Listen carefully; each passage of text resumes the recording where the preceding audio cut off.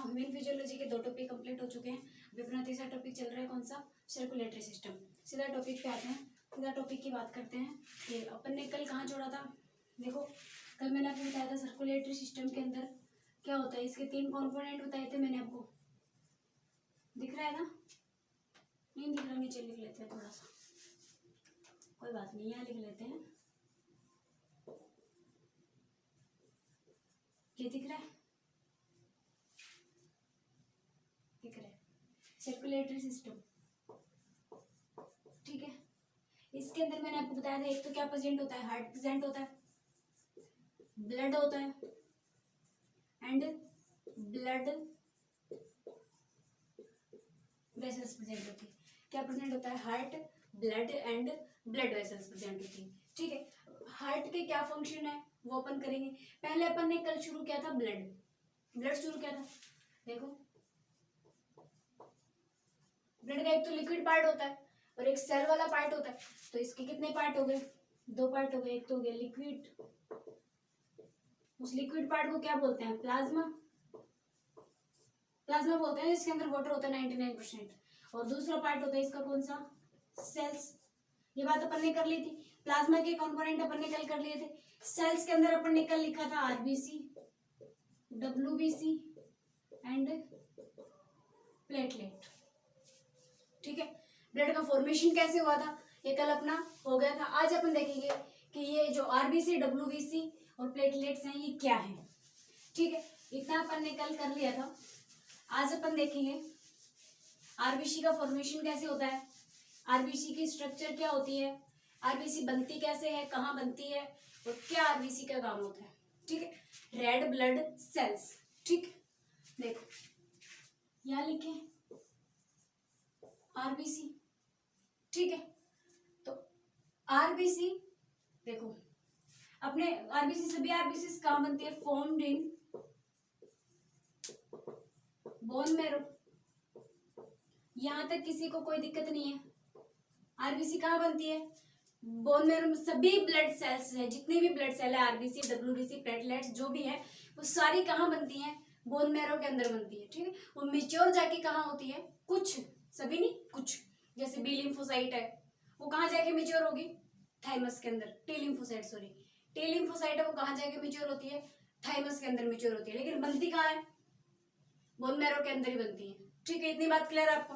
अब देखो कहाँ बनेगी? बोन मैरो के अंदर बनेगी। कौन सी बोन मैरो थी वो? Red bone marrow. देखो, अब मैंने बताया था आपको, जैसे ये अपनी कोई लॉन्ग बोन है, ऐसे बताया था ना कल मैंने आपको।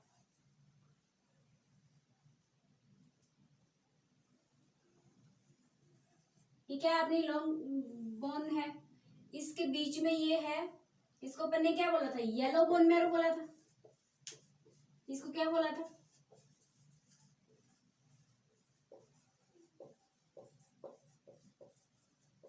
येलो वो बोन मैरो है ये। और इसके यहाँ साइड में जो है ये क्या है? ये रेड बोन मैरो है। ये क्या है? Red bone marrow. इतना क्लियर है आपको? ये क्या, कौन सा था? Yellow bone marrow. और ये कौन सा था? रेड बोन मैरो, ठीक है। अब ये वाला जो पार्ट है ना, इसके अंदर लिम्फ प्रेजेंट होती है, ठीक है। इसके अंदर आरबीसी नहीं बनती है। आरबीसी कहाँ फॉर्म होती है? रेड बोन मैरो के अंदर। जब इमरजेंसी कंडीशन होती है या फिर कोई एक्सीडेंट वगैरह हो जाता है, उस टाइम पे क्या होता है? एक्सीडेंट हुआ मान लो और काफी सारा ब्लड लॉस हो गया, तो क्या होगा कि आरबीसी, ये जो बोन मैरो है ये आरबीसी बनाएगी। तो ये इतनी सफिशिएंट आरबीसी नहीं बना पाती है कि जो पूरी बॉडी के लिए सफिशिएंट हो। इसलिए ये जो येलो बोन मैरो है ये किसके अंदर कन्वर्ट हो जाती है? कुछ पार्ट इसका किसके अंदर कन्वर्ट हो जाएगा? रेड बोन मैरो के अंदर। और ये फिर क्या करेगा? आरबीसी का फॉर्मेशन करने का काम करेगा। बॉडी अपनी तरफ से पूरी कोशिश करती है ब्लड को सफिशिएंट करने के लिए, ठीक है। ये बात मैंने आपको कल बताई।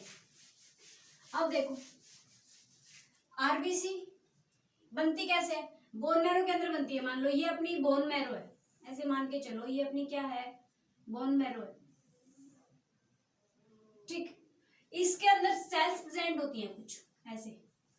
इन सेल्स को बोलते हैं स्टेम सेल्स। इन सेल का क्या नाम है? Stem cells. स्टेम सेल्स एक तरह की स्पेशल सेल्स है जिनके अंदर माइटोसिस होता है, और माइटोसिस से ये सेल क्या फॉर्म करती है, जैसे ये एक सेल है, माइटोसिस से एक सेल किस में डिवाइड होती है, दो सेल के अंदर डिवाइड होती है ना। तो सभी स्टेम सेल्स क्या है, एक तरह से बॉडी की वो सेल्स हैं जो अदर सेल का फॉर्मेशन कर सकती है, ठीक है। किसी भी सेल का फॉर्मेशन अपनी बॉडी के अंदर किसके द्वारा होता है, स्टेम सेल के द्वारा होता है। तो ये सेल है, इससे क्या बनती है, एक सेल से माइटोसिस से एक सेल से दो सेल बनती है। तो जरूरी नहीं है कि हर बार एक स्टेम सेल से दोनों आरबीसी ही बने। क्या होता है, कुछ आरबीसी बन जाती है और कुछ जो है वो वापस से क्या बन जाती है, स्टेम सेल्स बन जाती है, ताकि बॉडी के अंदर स्टेम सेल्स की कमी ना हो, है ना। क्या बन जाती है, कुछ तो आरबीसी बन जाती है, कुछ स्टेम सेल्स बन जाती है, बाकी डब्ल्यूबीसी भी यहीं से बनती है ना, प्लेटलेट्स भी यहीं से बनती हैं। ये मैंने आपको सिर्फ आरबीसी के लिए बताया। ये यहाँ पे सेल है मान लो, ठीक है।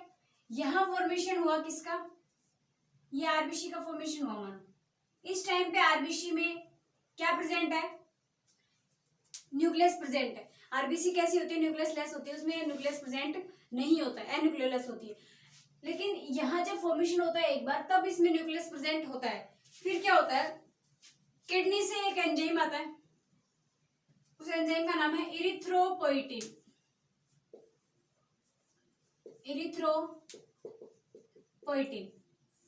ये क्या करता है, helps in maturation of RBC.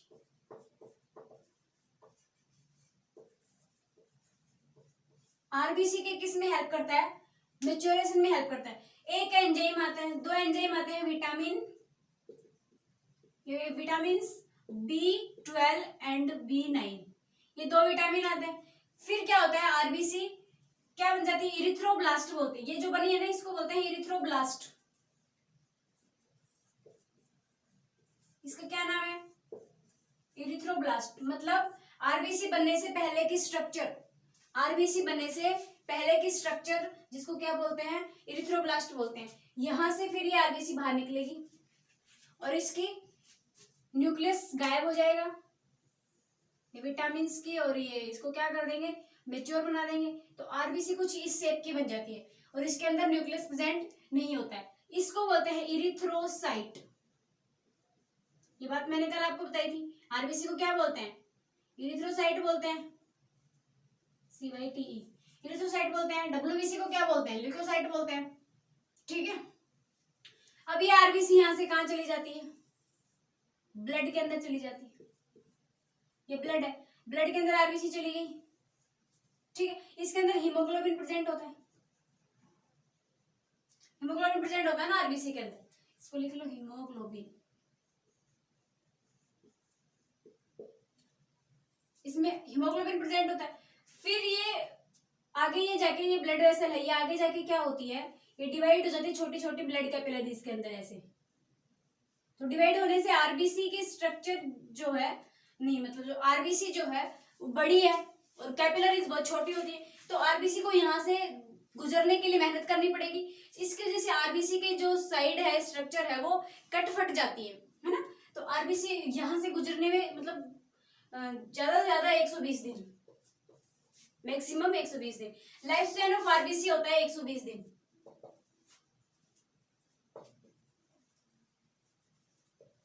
Life span of RBC कितना होता है, 120 डेज, ठीक है।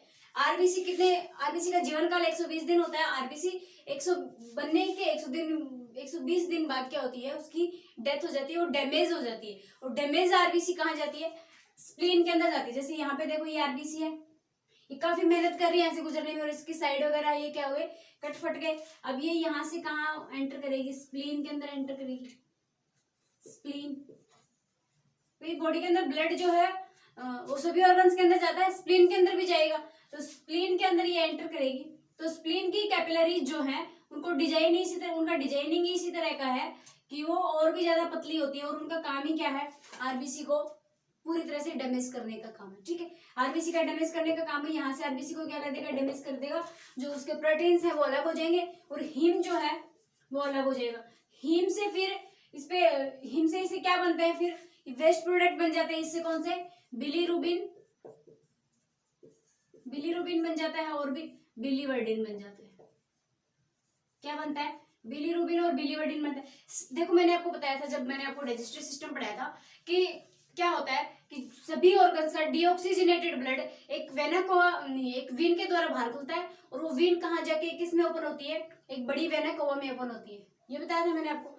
कई बार मैंने आपको बताया था रेयर केस में क्या होता है, जैसे कि कुछ ऑर्गन्स है, किसी ऑर्गन का ब्लड किसी वीन के अंदर न जाके डीऑक्सीजनेटेड ब्लड किसी दूसरे ऑर्गन के अंदर चला जाता है, तो इसको बोलते हैं पोर्टल सिस्टम। पोर्टल सिस्टम कहाँ होता है? स्मॉल इंटेस्टाइन के अंदर। स्मॉल इंटेस्टाइन का ब्लड जो है वो कहाँ गया था? लीवर के अंदर गया था। यहाँ पे भी वही होता है, पोर्टल सिस्टम होता है। ये किस में होता है? ये यहाँ से स्प्लीन का ब्लड जो है वो कहाँ जाता है? लीवर के अंदर जाता है। और यहाँ पे जो ये हीम है ना, हीम से ये बने हैं बिलीरुबिन और बिलीवर्डिन, ये वहीं जाते हैं और वहां से फिर कहाँ पहुंचेंगे? बाहर निकाले जाएंगे। वेस्ट प्रोडक्ट है एक तरह से, ठीक है। इतनी बात समझ में आ गई आपको? अब देखो बिलीरुबिन और बिलीवर्डिन को क्या कर दिया जाता है? बाहर निकाल दिया जाता है। यहाँ पे क्या होता है कि ये जो अभी कहाँ पहुंच गए, मान लो कि ये अपना लीवर है, ऐसा होता है लीवर, बाइलोड स्ट्रक्चर है लीवर की, है ना, ऐसा होता है। तो यहाँ पे क्या होता है? डैमेज्ड आरबीसी ये पहुंचती है, हीम पहुंचता है, बिलीरुबिन और बिलीवर्डिन यहाँ पहुंचते हैं, है ना, बिलीरुबिन और बिलीवर्डिन पहुंचते हैं और फिर ये यहाँ से क्या करेंगे? इसको ये इसका क्या कर देंगे? एक गॉल ब्लैडर के अंदर चले जाएंगे, यहाँ से स्टोरेज, ठीक है। और फिर ये यहाँ पे इसको स्मॉल इंटेस्टाइन और फिर लीवर के अंदर चले जाएंगे। यहाँ पे कुछ सेल प्रेजेंट होती है, कूफर सेल बोलते हैं उनको, कूफर सेल्स। कूफर सेल एक तरह की फैगोसाइटोटिक सेल है। फैगोसाइटोटिक, फैगोसाइटोटिक का मतलब होता है कि एक ऐसी सेल जो दूसरी सेल या फिर बैक्टीरिया को क्या करती है? खा जाती है, उसको डाइजेस्ट कर जाती है, तो उसको बोलते हैं फैगोसाइटोटिक सेल। जो कूफर सेल है वो एक तरह से क्या है? फैगोसाइटोटिक सेल है। कूफर सेल क्या है? फैगोसाइटोटिक सेल है। और जो मरे हुए आरबीसी यहाँ पे पहुंचते हैं, भी आरबीसी की डेथ यहाँ पे हो जाती है, डेथ हो जाती है यहाँ पे आरबीसी की, तो मरी हुई आरबीसी कहाँ पहुंचती है? लीवर के अंदर पहुंचती है। और लीवर उनको क्या करता है? फैगोसाइटोटिक सेल, कूफर सेल्स जो है वो उनको क्या कर देती हैं? डाइजेस्ट कर देती हैं। इतनी बात समझ में आ गई आपको? बिलीरुबिन और बिलीवर्डिन हो गया, ठीक है। अब देखो विटामिन बी, ये मैंने आपको बताया, इधर देखो एक बात, आप vitamin B and vitamin 9 B9 जब इनकी कमी हो जाती है तो इससे एक रोग हो जाता है जिससे आरबीसी क्या हो जाती है? इमेच्योर रह जाती है, मेच्योर नहीं हो पाती है। किस में हेल्प करते हैं? आरबीसी के मेच्योरेशन में हेल्प करते हैं। जब ये कम हो गए तो आरबीसी कैसी रह जाएगी? इमेच्योर रह जाएगी आरबीसी, ठीक है। आरबीसी इमेच्योर रह जाएगी, जिसकी वजह से क्या होता है कि जिन आरबीसी के अंदर जो आरबीसी मेच्योर हो जाती है उस आरबीसी को तो कहाँ भेज दिया जाता है? इसके ब्लड के अंदर। और जो मेच्योर नहीं हो पाती उसको डायरेक्ट कहाँ भेजा जाता है? स्प्लीन के अंदर भेजा जाता है, उसको उनको डिस्ट्रॉय कर दिया जाता है, ठीक है। इतनी बात समझ में आ गई आपको? स्प्लीन जो है ना, स्प्लीन, इसको ग्रेवयार्ड ऑफ आरबीसी भी बोलते हैं, ग्रेवयार्ड ऑफ आरबीसी, आरबीसी का कब्रिस्तान। आरबीसी का कब्रिस्तान इसको इसलिए बोलते हैं क्योंकि यहाँ पे आरबीसी आके क्या होती है? डैमेज, नष्ट होती है, खत्म होती है, इसलिए डाइजेस्टेड होती है लीवर के अंदर जाकर। यहाँ पे इनकी क्या होती है? मृत्यु होती है, इनकी डेथ होती है आरबीसी की। कहाँ पे? स्प्लीन के अंदर, इसलिए इसको बोलते हैं ग्रेवयार्ड ऑफ आरबीसी। इतनी बात क्लियर है? अपना आरबीसी जो है, आरबीसी फॉर्मेशन, आरबीसी जो है वो अपना क्या हो गया? कंप्लीट हो गया। अब एक टॉपिक और देख लेते हैं छोटा सा, फिर आज की क्लास खत्म। डब्ल्यूबीसी और देख लें, छोटा सा टॉपिक है 5 मिनट का, ठीक है। डब्ल्यूबीसी देखो, डब्ल्यूबीसी जो है वो 2 टाइप की होती है। एक तो होती है ग्रेन्युलोसाइट और एक होती है एग्रेन्युलोसाइट, जिसके अंदर ग्रेन्यूल प्रेजेंट होते हैं, ग्रेन्युलोसाइट्स, और दूसरी होती है एग्रेन्युलोसाइट्स।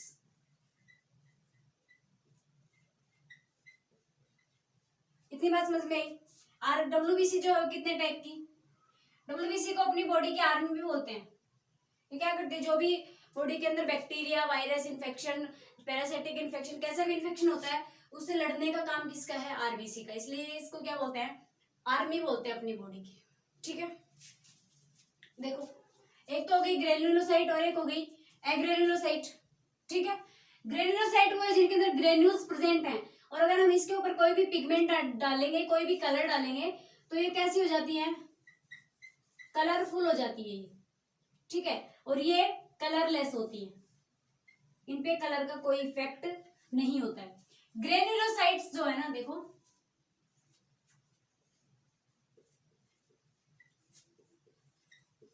ग्रेन्युलोसाइट्स जो है वो दो तीन टाइप की होती हैं।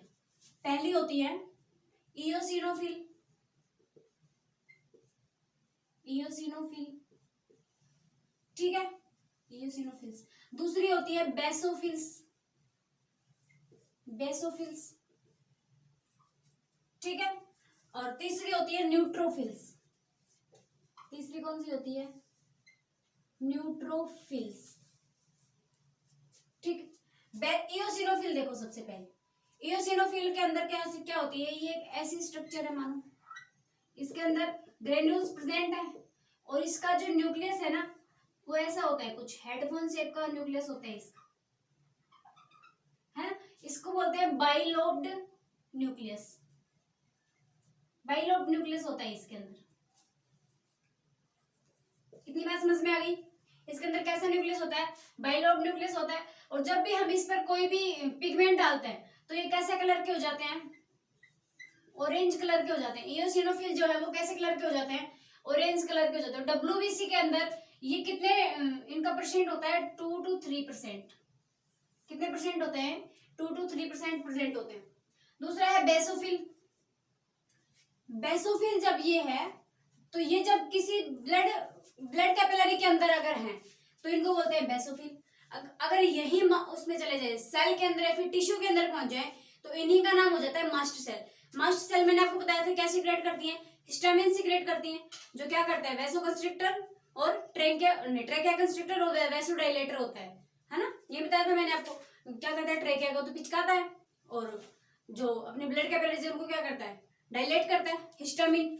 तो बेसोफिल्स जो है वो भी कुछ एंजाइम्स रिलीज कराते हैं, हॉर्मोन्स रिलीज कराते हैं। कौन कौन से होते हैं वो आपको मैं भी बताऊंगी, ठीक है। तो बेसोफिल्स के अंदर क्या होता है, बेसोफिल जैसे पहले तो ये देखो ऐसे स्ट्रक्चर, इसके अंदर भी कुछ प्रेजेंट होते हैं ग्रेन्यूल्स। ग्रेन्युलोसाइट पढ़ रहे हो तो कुछ ग्रेन्यूल्स प्रेजेंट होंगे इसके अंदर, है ना। ये इनका कलर हो जाता है ब्लू। ये कैसे कलर के हो जाते हैं, ब्लू कलर के हो जाते हैं। जब इनको कोई पिगमेंट डालते हैं तो ये कैसे कलर के हो जाते हैं, ब्लू कलर के, और इनका परसेंट होता है 6 से 8%। ये बॉडी के अंदर डब्ल्यूबीसी के कितने परसेंट है, 6 से 8% है, ठीक है। सॉरी 6 से 8 नहीं है, ये है 0.5 से 1%। 0.5 से 1% है, ये 2 to 3% है। अब देखो इससे कुछ रिलीज होते हैं एंजाइम, वो है हिपेरिन, दूसरा है हिस्टामिन, और तीसरा है सेरोटोनिन, ठीक है। 3 एंजाइम है। हिस्टामिन का मैंने आपको बताया था,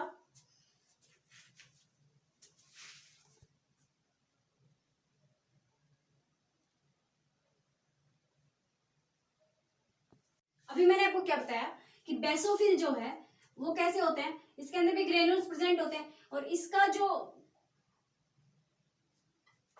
न्यूक्लियस है वो कुछ इस टाइप का होता है। इससे 3 रिलीज होते हैं, हिपेरिन, हिस्टामिन और सेरोटोनिन, और इसका कलर कैसा हो जाता है, ब्लू कलर होता है इसका, है ना।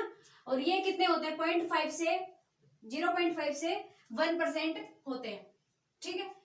तीसरा है अपना न्यूट्रोफिल्स। न्यूट्रोफिल्स जो हैं वो दोनों कलर होते हैं उसके अंदर, ऑरेंज कलर के भी होते हैं और ब्लू कलर के भी होते हैं। तो इसके अंदर क्या होता है कि इनका जो न्यूक्लियस है, सबसे पहले तो न्यूक्लियस याद रखना है, पॉलीलोब्ड होता है। इसके अंदर बहुत सारी लोब प्रेजेंट होती है न्यूक्लियस के अंदर, ठीक है। न्यूट्रोफिल के अंदर इसमें काफी सारी लोब प्रेजेंट होती है ना। और इसके अंदर क्या होता है, ये फैगोसाइट्स होती है।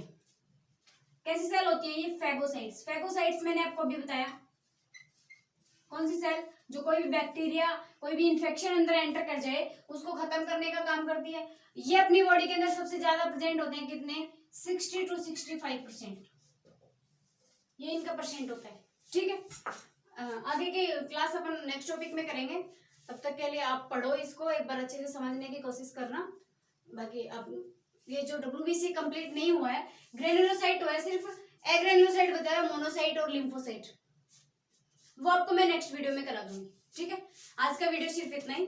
अगर आपको वीडियो अच्छा लगे तो आप लाइक करो, कमेंट करो, मुझे बताओ। अगर आप कुछ कोई चीज़ पसंद नहीं आई हो तो आप मेरे को बताना। ठीक है, थैंक यू सो मच।